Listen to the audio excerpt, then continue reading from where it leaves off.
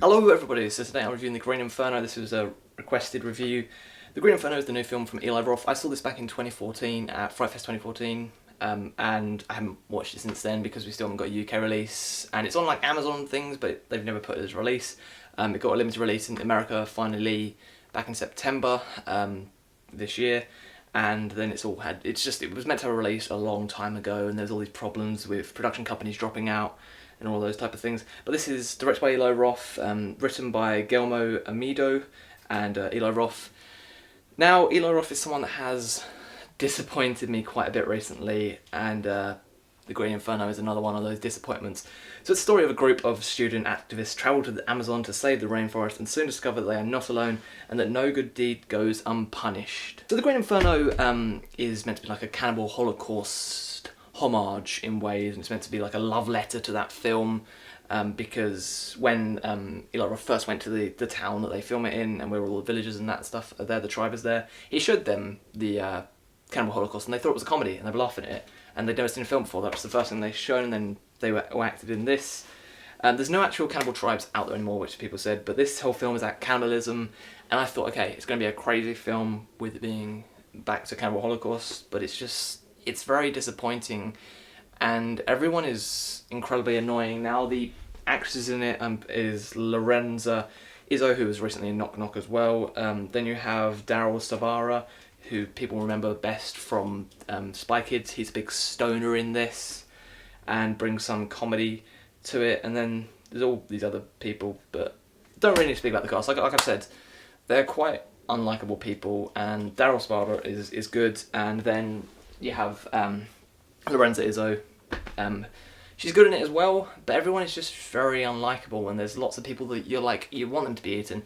Now, the other sort of likable character, there's a lot of gore there, and when the first time someone gets killed, it's a very gory scene with arms getting ripped off, a head getting ripped off, and then one of the people in the tribe holding a head, and it's very, very graphic, and that's one of the most disturbing things in the film.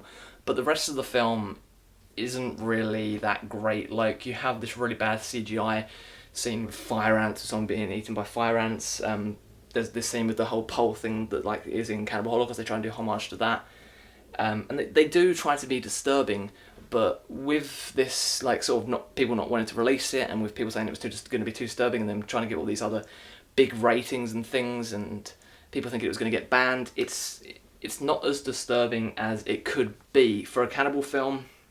It's just very I don't know, timid. It doesn't really try and push the boundaries or try and be anything crazy. It's just like, this is a basic cannibal film, in my opinion. Like I've said, there is the graphic scene, and there is talk of female circumcision, which is pretty messed up. There's like a thing where that's going to happen in the film. But then, with the end of the film, there's a lot of plot holes, and this really terrible setup with a really unlikable character again. And then we have an after the credits scene, just like Marvel. They do an after the credits scene, and it was meant to be Beyond the Green Inferno, which was meant to be a sequel, but that's been dropped and everything now. The Green Inferno is a film that I was excited for, and I thought it was going to be great. I thought it was going to be this crazy over-the-top cannibal film, but it was a big disappointment to me. I think if you like cannibal films, and if you like Cannibal Holocaust, I say check it out. You might get something out of it, but for me, I thought from Eli Roth, it was going to be like with the Hostel films. They're very over the top and very disturbing, but those films are more disturbing than this could have been. Like, person gets chopped up in this, and it's quite a crazy thing, and there's some cool practical effects, but then there's a terrible CGI with fire ants, so that's what lets it down. The tribe, everything's cool there. There's cool makeup, or cool production things, and it's good. And Daryl Sabara is the weird stoner character, but it's not as great as it could have been, and I'm quite disappointed by it. It only gets a 1.5 out of 5 from me, because I got very bored, and it's an hour and 40 minutes long, and it begins to drag at points as well, and the ending lets it down a lot, and it's got some pretty poor writing and things that people would never say in these sort of situations. That's my review today. Thank you very much. I'll see you all again very, very soon.